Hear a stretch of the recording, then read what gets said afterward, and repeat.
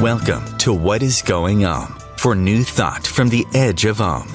Each week on OMTimes' flagship radio show, veteran broadcaster, author, and media consultant Sandie Sedgbeer conducts thought-provoking interviews with inspirational authors, artists, musicians, scientists, speakers, and filmmakers who are working at the point where spirituality and science meet consciousness at the very edge of Om. Here is your host, Sandie Sedgbeer. Hello. There's a well-known saying taken from the poem Invictus by the Victorian poet William Ernest Henley, which ends with the lines, "I am the master of my fate. I am the captain of my soul." Few would disagree with that. From the moment we're born, we're hardwired to believe that we have free will. We're in control of the decisions we make and the actions we take. But according to today's guest, we are not who we seem to be. And at the heart of this misperception is our deep-seated conviction of free choice. Robert L. Taylor, MD, is a former Associate Clinical Professor of Family Medicine at Stanford University School of Medicine, a past consultant to the United States Secret Service and the California Department of Mental Health, the executive producer, writer, and radio voice for the BBC radio series Staying Well, and he's authored 6 books, dozens of articles, and appeared on numerous local and national radio and TV shows, including NBC's Today Show. Robert Taylor joins me now to discuss his latest book, The Deceptive Brain: Blame, Punishment, and the Illusion of Choice, in which, based on emerging neurobehavioral science, he claims that free will is an illusion, and hence the way we make decisions and the way we blame and punish wrongdoers is wrong. Robert L. Taylor, welcome. Thank you for having me, Sandie. Looking forward to the talk.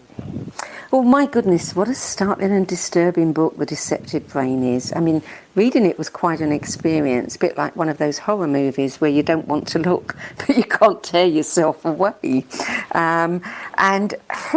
It's the sort of thing that really does shift people's perceptions in a huge way. I wonder, what sort of response are you getting to it? I'm getting a lot of incredulity about it, even from friends. You push them so far, and they say, no, that can't possibly be. I know I get up in the morning, I get my coffee, I decide to put sugar or cream in it, I then lay out my clothes. I'm making choices, right? And they just come upon this idea of free will as a possible illusion and shake their head, and there's a long history of that. You probably know that for centuries people have debated free will, and on one side of it is the illogic of it. I mean, are we saying that there's some kind of little genie up in our brain that's pulling the gears and turning the wheels and choosing A when everything adds up to B? That doesn't seem very logic. And so on one side, the illogic of it has stood, and in the debate on the other side has been people saying, I don't care what the logic is or what the facts are. I know that I have free will. I live it every day. And that's where it stood until fairly recently, as the evidence that I document in this book has begun to come in. Yeah. Do you know, I saw on the internet today a little statistic that made me smile. 79% of evolutionary biologists said that they believe in free will. This is according to a survey conducted in 2007. Only 14% chose no free will, and 7% exercised their free will by choosing not to answer the question. Let me say one thing before we go further, though. I want your audience to realize this is not an idea springing from the mind of a slightly over-the-hill psychiatrist. There are a number of leading neuroscientists and geneticists that would give you some version of what I have given the reader in The Deceptive Brain. This is absolutely... It may not be a preponderance of people, but people like Einstein, Weinberg, Brian Greene, who wrote The Elegant Universe, Sam Harris, David Eagleman. I could go on. There are many of these people who would give you a version of this. Yeah, but it's so interesting, isn't it, when you start looking at what the philosophers have said over the years. William James believed in free will on ethical grounds, but didn't believe there was evidence for it on scientific grounds. Ultimately, he said that the problem of free will was a metaphysical issue and therefore could not be settled by science. But it would appear that science is showing us that, in fact, how did you describe it? You described it as if the decisions we make and the actions we take are actually kind of after effects. I think that's what the evidence is beginning to say. Now, remember, this is not a open and shut case. No one's proven this. It's just that the evidence that's emerging is beginning to add up in one direction. And that direction is that this incredibly complicated brain that is processing billions of bits of information all the time, most all of it out of our consciousness, if it were to download that into our consciousness, we would just go berserk. We'd be completely confused. So what has happened is, what has emerged from the brain is a different kind of reality. It's a subjective reality. We live a story. It's an after-the-fact story. After the decisions have been made in the brain, all strictly determined, a story emerges with each of us as the protagonist in our own story, and basically it happens after the fact. And when we measure it in the lab, it may be only a part of a second or a few seconds, but any decision that people make in laboratories can be picked up in the lab on the electrical scan of the brain before the person makes the decision. That is, a lot of the evidence is based on studies that just confirm that over and over. And that raises so many questions. Now, I know that one reviewer said about this particular book that really it's two books. We have an awful lot of questions following on from what you've just said, but we also there are so many implications here that need to be addressed for society, for all of us. So what we're going to do in the first half of this show is just talk about some of the research. I really want to know what you think the difference is between the brain and the mind, and, where consciousness comes into this, and what is consciousness, where's it located, etc. And then in the second half, let's look at some of the bigger implications to society. So let's start with what is the difference between the brain and the mind? Let me get to that by talking a little bit about emergence. Emergence is all around us, and the best example I could give you of that is water. Water, the liquid, it doesn't start out that way. The two gases that make water are hydrogen and oxygen. You put them together, they're no longer gases. They're water, and you haven't added anything. It's just hydrogen and oxygen rearranged. If you take water and you heat it up to boiling point, it becomes a gas. If you freeze it, it becomes a solid. It's still exactly the same, the oxygen and the hydrogen. I conceive of the mind, the story we live, as emerging from the brain. It's a different kind of reality. But the reality we have, let's say, for example, a rose. You can dissect the brain all the way down to the millimicron level. You will never find a rose. It doesn't exist there. We have one reality that's a subjective reality that emerges from the brain. We have no earthly idea how it corresponds to the world out there, the material world, that starts with our physical bodies and extends on out to the galaxies. All we know is the translation into the images and the story we live. Let me just finish this by saying, look, if you want to get to the story of Casablanca, you don't tear into where you get it streamed in your television and tear it apart and look at all the pixels and so on. You will never find the story of Casablanca there. It's a different emergent reality that comes from having been put on film and played, and it comes to you in an entirely different form. Our world we live in is not the world of the material brain at all, which is just a bunch of neurons that electrochemically communicate with each other and do not have images and the kinds of experiences that we experience in our subjective reality. Okay.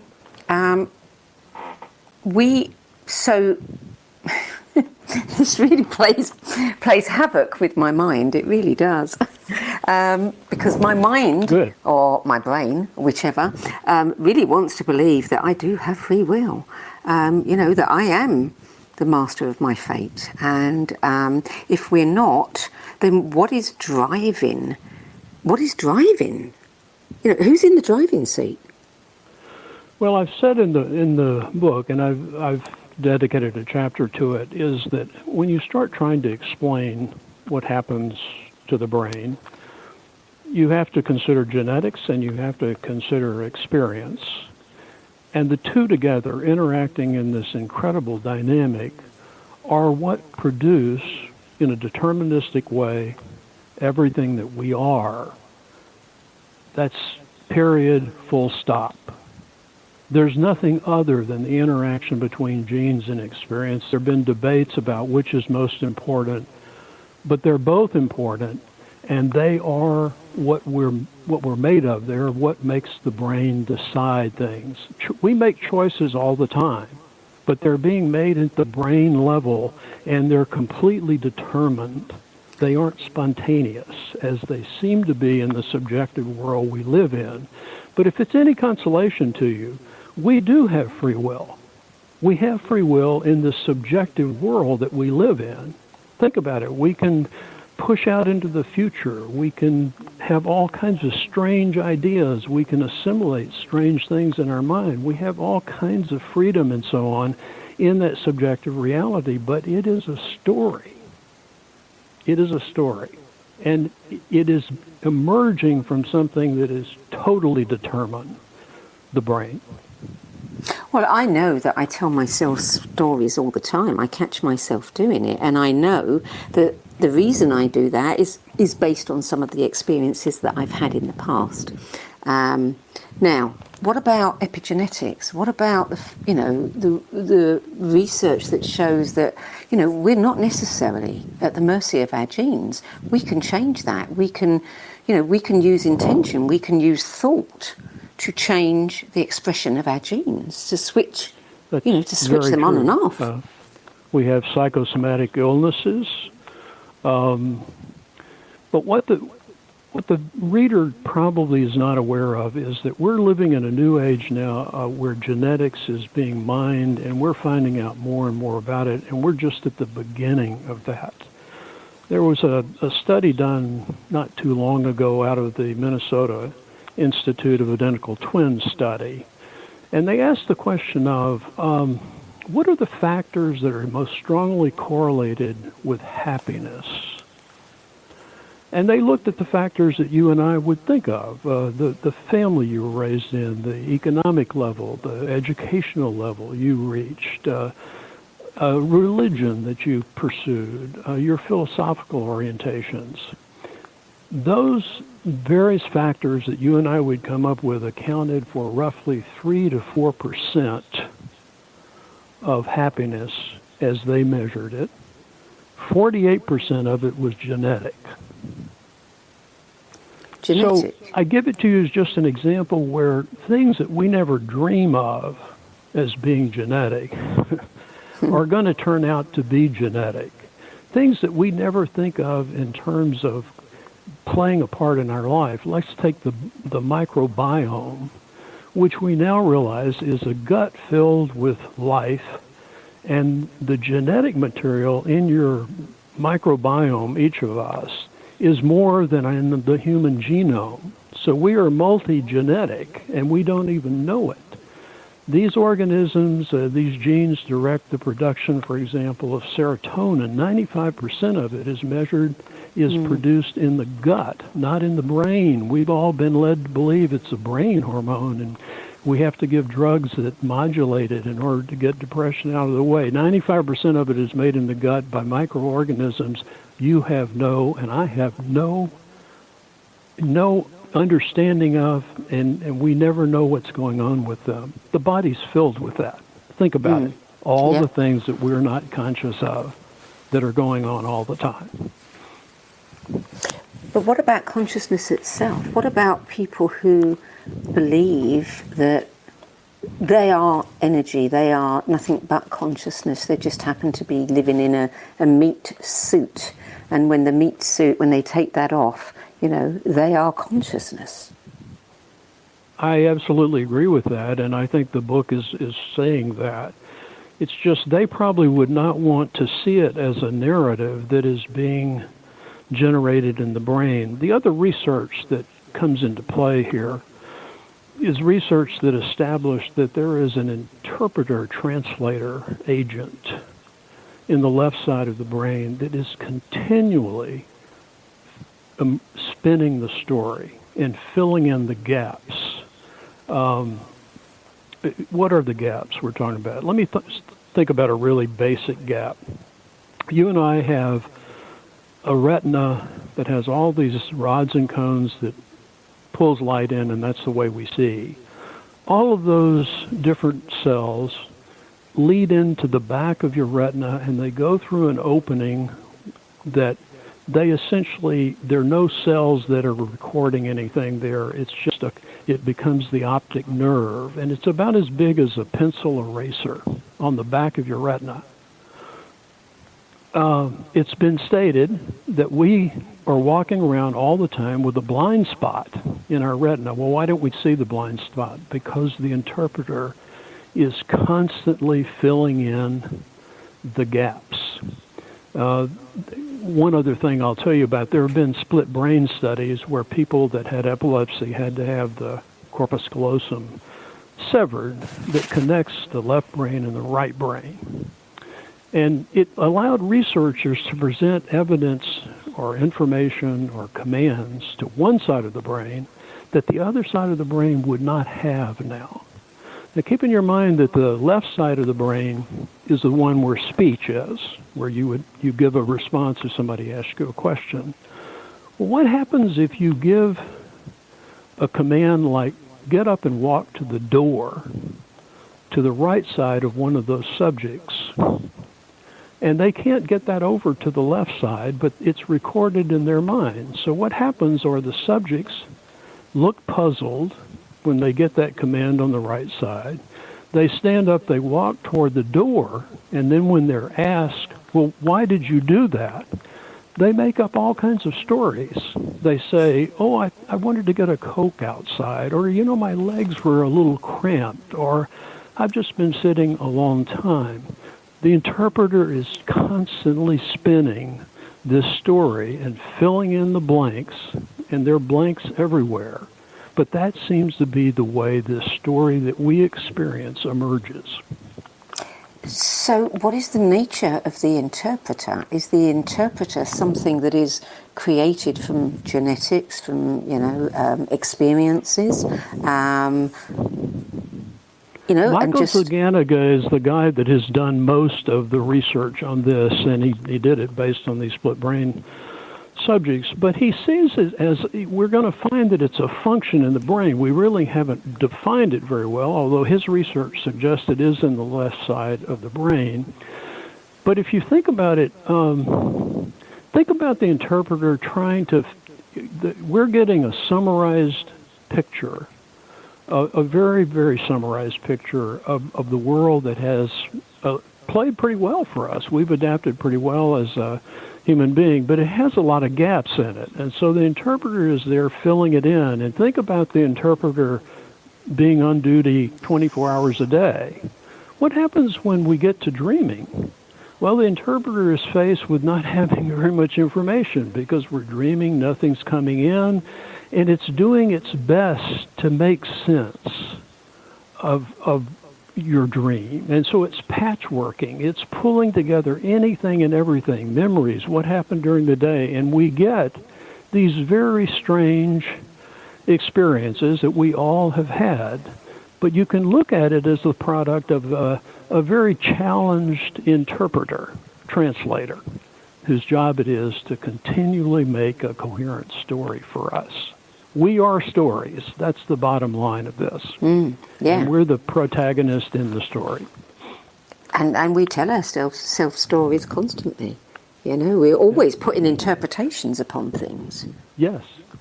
But you know, stories are forever once told. So I don't know that that's such a bad fate if that turns out to be actually what we are.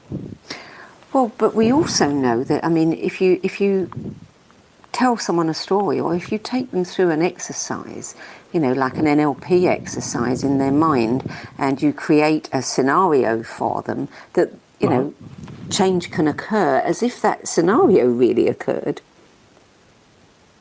Oh, absolutely. Absolutely. One way of looking at this is, you know, there's a lot of talk today about metaverse. Facebook is going to create a metaverse, which is a whole nother world that we're going to live in. The point of the book, The Deceptive Brain, is we already are a metaverse. That's what we are. We actually, if you want to put a finer point on it, we're avatar representatives from the brain, living the story and feeding back to the brain responses and so on. But the decisions and so on are already made in the brain. We're just the avatar that's there, that's experiencing it and feeding it back. We are already a metaverse. Well, some people in the spiritual arena would say, hey, you know, I'm consciousness, I'm energy, I am a spark of God, whatever you want to call it. I have a mission. I come to this planet, I put on a meat suit, and there's a part of me, call it my soul, that knows what I came here to do, and it's that is directing me. I can't find fault with that, but I guess what the evidence is beginning to say is that is all in a story. It's not that it's not real at all. It's the only reality we know. It's as real can be, but we haven't seen it that way before. And when you say consciousness and energy and so on, that we begin to, you know, what is that? Consciousness arises from the brain. We don't know exactly how. People have been trying to find consciousness in the mind and the soul and the brain forever and have not been able to do that. Francis Crick, who was the co-founder of, or identifier of DNA years ago, had a second try at things, and he decided one of the great questions was the biological question about genetics. The second one was consciousness, the soul and the mind. He worked for decades to essentially find it in the brain. And he finally, and discussed his last book, The Astonishing Illusion, concludes, I hate to tell you this, he says, but we're all just a pack of neurons. That's what's there. There's nothing else there. Well, I disagree with that. It's pretty clear to all of us that we're more than a pack of neurons. We live a whole different life that is not brain-like in this subjective world I'm talking about. And the evidence suggests that it is emerging as an after-the-fact occurrence, a summary of it from the brain. And we don't know exactly how, but the evidence is beginning to pile up that it is definitely after the fact. Even Alexander, the neurosurgeon who wrote the book Proof of Heaven, Neurosurgeon's Journey into the Afterlife. Now, he claims that human consciousness exists apart from the brain. And I think that's what I'm saying, and a lot of people are saying. He and I probably would disagree with how is it apart, but definitely in countering Crick and saying, no, you're wrong. We aren't just a pile of neurons. We live an entirely different reality. We know. We make choices in this reality. see images, we make decisions and so on in the story that we're living. And so I agree. I disagree with Crick, and I agree we live in two different realities. One is our physical life, as close to us as our body and brain. The other is a subjective world that it's the only one we know. Do you, I've just lost my thought then. Just completely disappeared. I wonder who's making that happen. Okay, so if we look at genetics and experiences as being part of this, do you think it's possible to be able to actually predict, the kind of decisions somebody's going to make, the kind of choices they're going to make, the path they're going to take? There have already been movies and so on made based on that speculation. I think P.K. Dick, novelist, that's what I'm thinking of, Minority Report. And I wanted to ask you about that in a kind of a different way. The studies that are giving rise to the idea that free will is an illusion clearly are saying that if you get people in a situation where you ask them to make decisions spontaneously, that 100% of the time when they make the decision, you can record in the brain that it's already made. I'll give you one example. There was a guy back in the 1930s, an electroencephalographer, who studied the electrical impulses of the brain. His name was Walter Gray. He set up an interesting experiment where he had the people wired, so he's measuring their brain waves, and he then showed them a little slide projector that had a little button on it. And he said, every once in a while, through the course of this hour or so, I want you to spontaneously decide to push the button and advance the slides. What he didn't tell them was that the brain waves that he was measuring, he was also harnessing and redirecting and wiring it to the slide projector. So what he recorded was just the total amazement of these subjects who time after time would reach out to push this button, and it had already pushed. It had already advanced.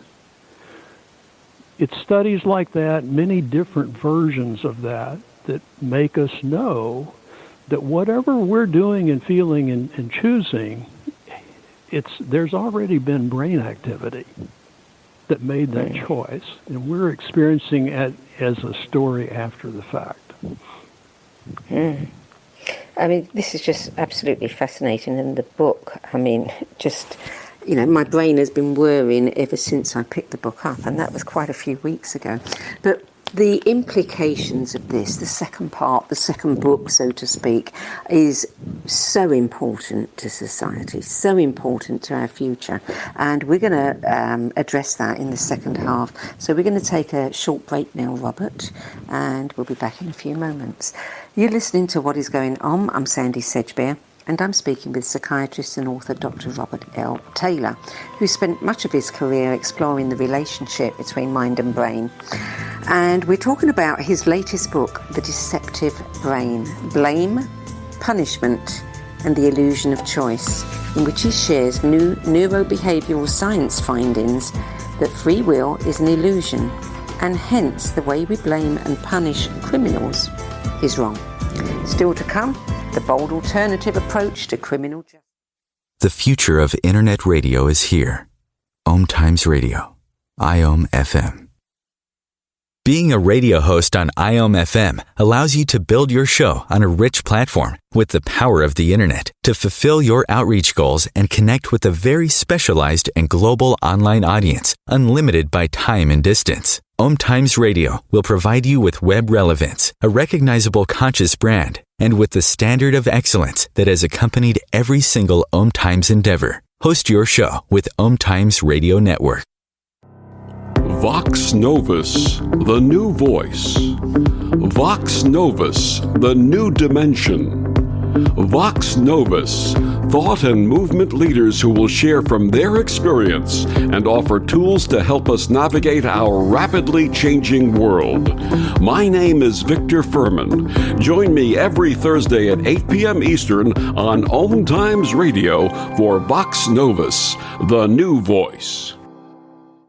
Hello, I'm Sandie Sedgbeer, host of OMTimes' flagship radio show, What is Going On? And my passion is helping people like you find credible answers to your deepest spiritual questions. As an author, editor, TV radio host, and 13 times book judge, I've read thousands of books and interviewed hundreds of authors, so I know what's worth reading and what's not, which is why I founded the No BS Spiritual Book Club, to help you save time and money by picking the brains of discerning names who've walked this path before you.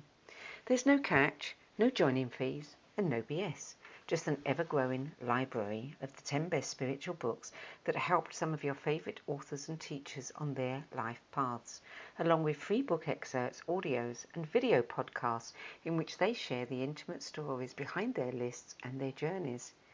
Regardless of where you're at on your evolutionary journey, you'll find dozens of enlightening and empowering recommendations at the No BS Spiritual Book Club. People like Dan Millman, Don Miguel Ruiz Jr., David G., Iyanla Van Zandt, Lee Harris, Mark Nepo, Emmanuel Dagger, Diva Primrao, and Miten, and many more. So why not join the club? It's easy and it's free at the NoBSSpiritualBookClub.com.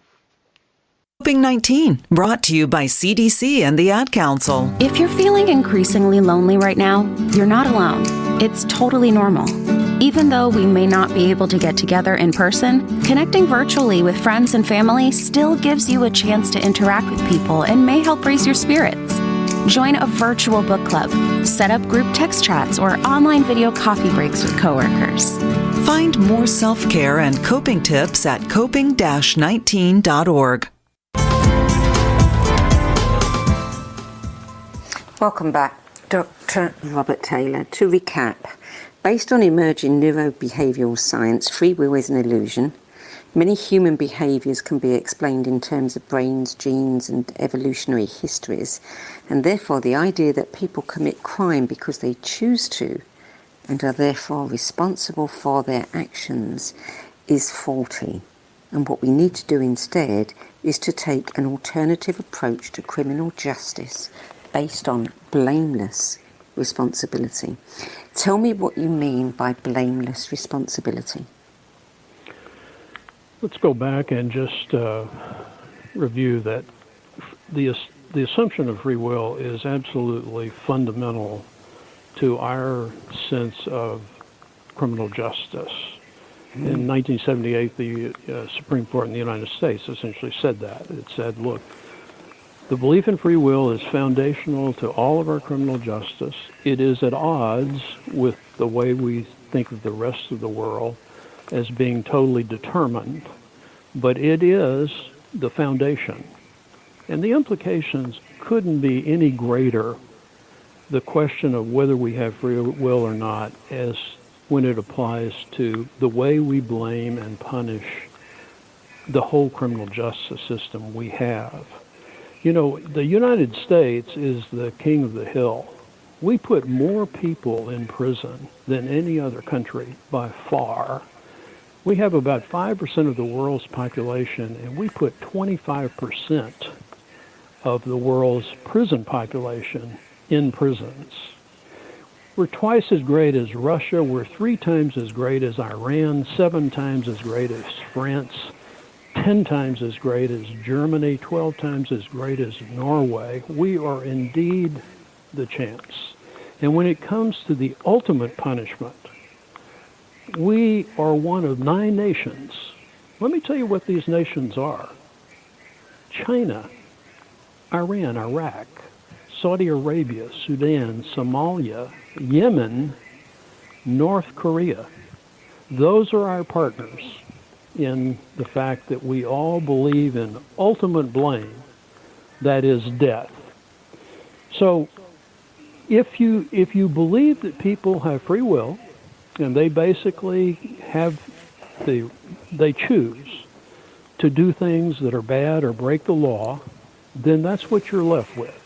You find them guilty, and you punish them. And if there's something they've done is just heinous, you kill them. If it turns out that free will is an illusion, you can't do that because that would be immoral. Now, a lot of people stumble at that point and say, well, wait a minute, that won't work. If we don't believe in free will, the whole world's going to go to hell in the handbasket here.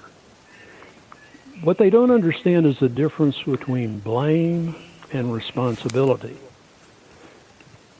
You can you can hold people responsible without blaming and punishing them. We have no-fault laws in our government already that deal with no-fault divorce. We have parking tickets where no one thinks about your state of mind or how guilty you were. If you own the car and it was in the place, then you pay the fine. That's blameless responsibility. And I would hold out, and as I do in the book, that our whole criminal justice system, particularly our prisons, would be entirely different operations if we were to adopt blameless responsibility as a foundational assumption rather than blame and punishment. Indeed. So, how is it that we became such an eye for an eye society? It's a good question. But it obviously is tied to our concept of people being blameworthy, and that is directly tied to our sense of free will. Things can add up in their life, whether it's genetics or environmental things, they can add up to Z, and we can predictably choose A. Just out of ourselves. We can spontaneously go against all the causes, and therefore we are to blame. And as long as you have that, it is really hard to get rid of the vengeful, the moral thing of making people pay for what they did because they're to blame. It just stands in your way. But as you know, there are other parts of the world where, without any consideration of free will, they have now decided to give up the blame and punishment approach and to look forward and preventively and essentially develop systems that are blameless responsibility is the basis for them. Yeah, I mean, I've watched programs on 60 Minutes and on the BBC about the prisons in Norway and other places. Before we talk about those, would you just share with our listeners a few of the statistics relating to crime, punishment and recidivism? Because punishment isn't a deterrent, is it? It doesn't work. No, it doesn't work very well. As a matter of fact, if the latest I've seen on the U.S. system is that if you take a 5-year period, you get about a 75% recidivism rate. That means that people will come back, 3/4 of them within 5 years. And my experience in working in prisons certainly would support why. If you're not a criminal when you go to prison, you become a criminal in order to survive. These are real hellholes. And what we've done is the latest statistics I've seen is, if you look at our prison population, about 50% of them have mental or developmental disorders. 50% of them have traumatic brain injury. About 60 to 70% have fairly serious problems with drugs and alcohol. We mix those together with a lot of petty criminals and then some big-time criminals and some pretty evil people, and we treat them all the same. And then we have these incredibly high recidivism rates, and we wonder why. It's because we're doing this wrong. And the places like you've mentioned in Norway, they've reduced their recidivism rate tremendously, down below 20% in a place there in Norway, even though the prison is taking people that have murdered or raped or pedophiles, they're not dealing with lightweight prisoners. And that approach has worked a lot better than the one that we have in place. Yeah, I mean, some prisons, I mean, the officers are trained to serve as mentors and role models. What do we need to do? I mean, what initiatives are, being used in some of these new prisons that are, and I know there's some in America too. I mean, you've got the, is it the Vera's Restoring Promise initiative in the maximum security prison in Connecticut? There's a number of different initiatives, but how are they treating people? How are they reforming rule breakers? Well, I'll tell you the one I know the most about. You're right, there are some in the United States. There was one just on CBS television a couple of weeks ago in Maine, in which the people that come there, Maine doesn't have parole, so you have to spend all your time doing it real time. But they've converted this prison into a place that makes crafts and art. And they've taught these prisoners how to do that, and they've developed prisoners that are just terrific at building birdhouses and little ships that float, different kinds of wooden decorations, tables, that kind of thing. So they're not only giving them something to do, but they're giving them a skill that when they get out, they can essentially find a job. And their recidivism rate in that particular prison had gone down to 5% now. So there are places that are experimenting with it, but I'll tell you what it's like in the one I know the most, and that is the Haulden maximum security prison in Norway. About 15 years ago, Norway just as a state or country threw up its hands. Its recidivism rates were over 50%. And it decided it was going to go a different way. And the motto was better out than in. And they bought some acreage on the border with Sweden. Nothing was on it, no buildings or anything. They cleared areas, and they've essentially built what, if you drove through it, looks like a college campus. Every prisoner has his own or her own unit. They have television. They basically have free passes. Their family can visit. They're spending a lot of their day learning new trades, a lot of farming stuff in that area, so they're learning how to be farmers and how to take care of farm equipment and so on. An entirely different setup. They prepare their own meals. They don't have doctors and nurses that work in the prison. They come from the community. They're treated just like other community people and seen as their patients and so on. They have murderers, rapists, and pedophiles in this prison, but they let them use instruments that they could turn around and kill somebody. But they're learning a trade that requires that. Their recidivism rate now is down below 20. It was about 50 before. So there you have it, an entirely different approach to a prison. And most people hearing that would say, oh my God, these people will get out and kill or rape or whatever. That's not happening in this prison at all. So there you are. I mean, there's evidence that this works. But prisons and the criminal justice system being hard on crime is such a potent political symbol now. That to keep me safe, I'm gonna vote for that person. I'm gonna give more money for that. I'm gonna support it. Keep them in prison for a long time, and so on. And that's what's happened in our country. Yeah, and others too. So in a sense, what you're doing with these prisoners, what they're doing is they're giving them some choices. They're giving them some control over their own lives. They're giving them control. They're treating them humanly. There's none of this stuff. In the prisons I've worked in, I would see people as psychiatrists. And what I saw mostly were people, I saw a few people who were trying to work me for getting drugs, because drugs are a currency in prisons. But the vast majority of them were anxious as hell, because in a prison you are never safe. Imagine yourself in prison 24 hours a day. Somebody can come at you and sexually assault you or kill you. You're with a cellie you've never met before. You have gangs that will approach you and essentially say, hey, people are out to get you, but we'll protect you if you'll do this, this, and this for us. So you're never safe. 50% of the assaults in prisons are done by staff people.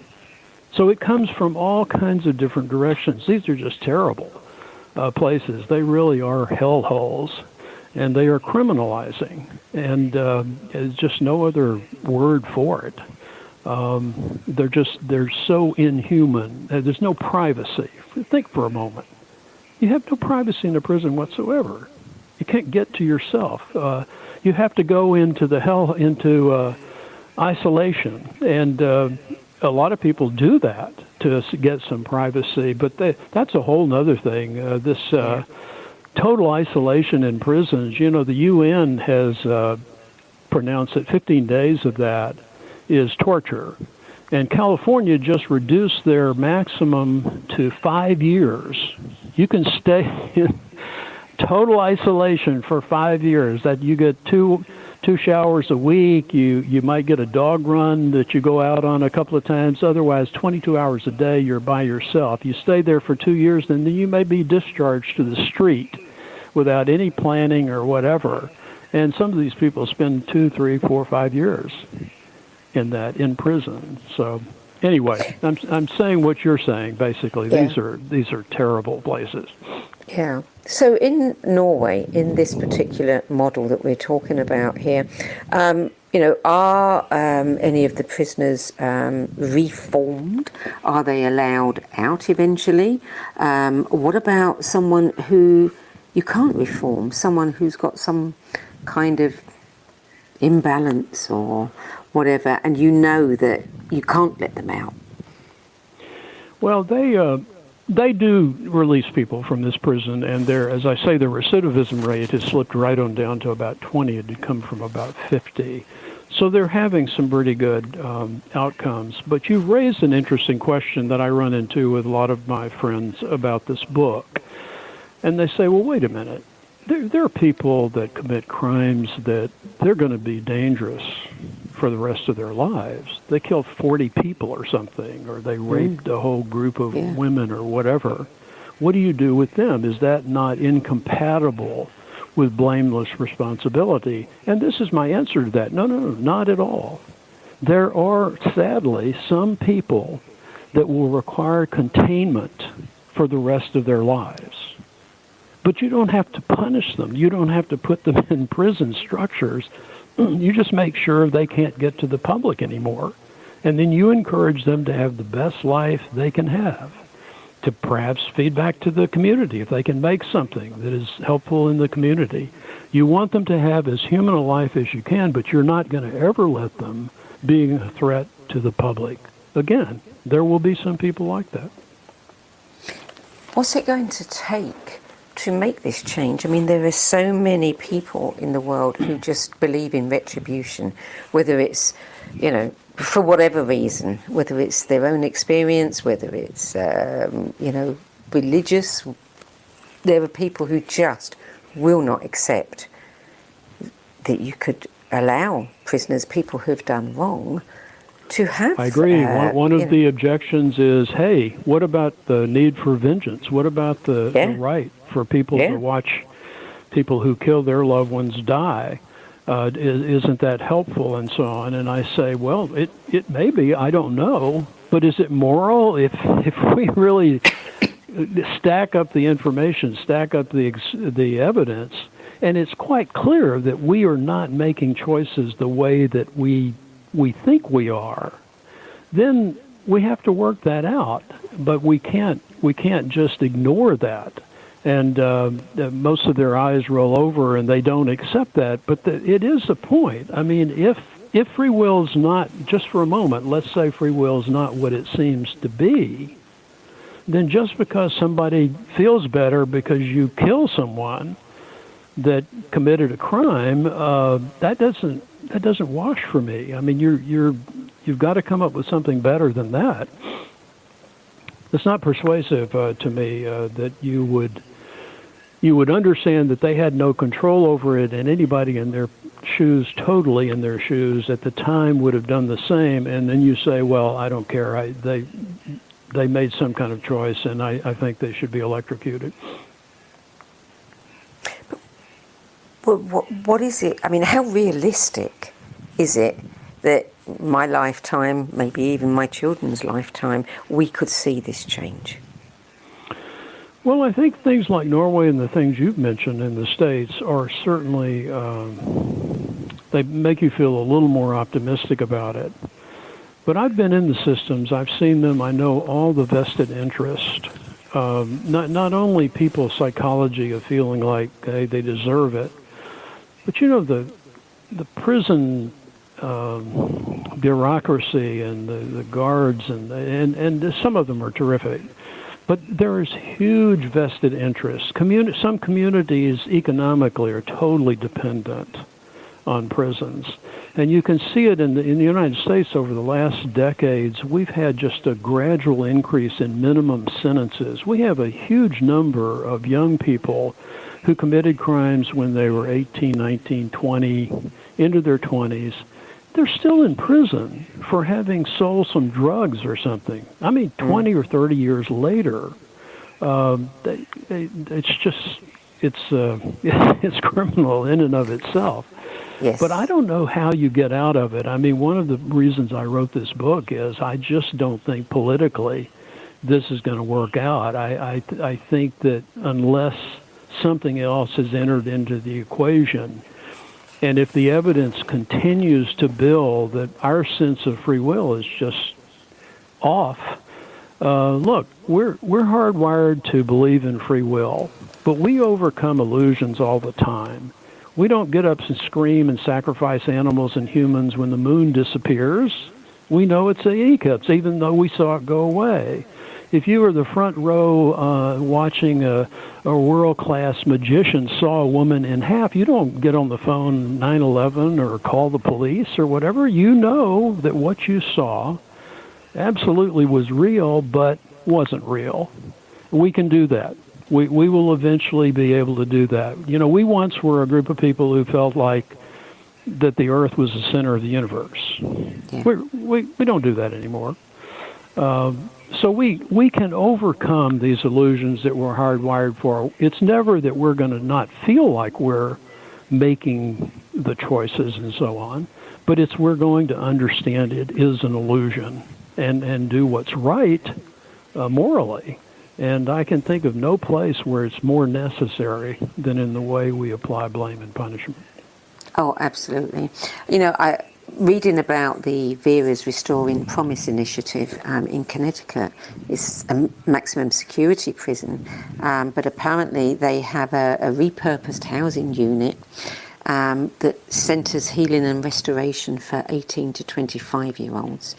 And it's the first unit of its kind in the USA. And maybe that's the place to begin. If you take some of the smaller, the younger people, and maybe, I don't know, smaller You're probably right. You're probably right. Maybe that's the most compelling argument now is, look, we've got all these young people in our prisons. I mean, thousands of them that really almost anybody would look at what they did and say, wow, that really doesn't merit them being in prison for 20 or 30 years and doing what you have to do in prison. Maybe that is the wedge, the starting place that we start and begin to change the system. One would hope so. I would hope so. We're almost out of time now, Robert. We didn't even get to talk about your novel, Madhouse Blues, which seems very intriguing. Or a classic in its own time. Or your work with the Secret Service. I'm very intrigued, you know, in parentheses it says presidential assassination. There's a whole story there that we haven't even touched upon, but unfortunately we are out of time. I really wish you every success with this book. It is just, you know, I mean, I really like books that make me think, and yours has certainly done that and will go on making me think for a very long time. Sandie, you have been a great interviewer. It's been a great pleasure dealing with you and talking with you about it. Hope we cross again. Me too. Me too. So that's The Deceptive Brain, Blame, Punishment and the Illusion of Choice by Robert L. Taylor, MD. It's published by IFF Books and it can be purchased from online bookstores like Amazon. And, I cannot recommend it highly enough. It's a riveting book for many reasons. That's it. You can find out more information about the No BS Spiritual Book Club at the website nobsspiritualbookclub.com, and if you pop over there and want to sign up for any of our live streaming videos, you will find a registration form. And while you're there, if you know you have a book in you but don't know how to get it out of your head and into your hands, click on the Work With Me tab and find out how my experience helping others tell their stories might be the catalyst you've been looking for. That's the end of this week's show. Thank you for joining us. I'm Sandie Sedgbeer, and I'll be back at the same time next week with another edition of What Is Going On. Till then, it's goodbye from me.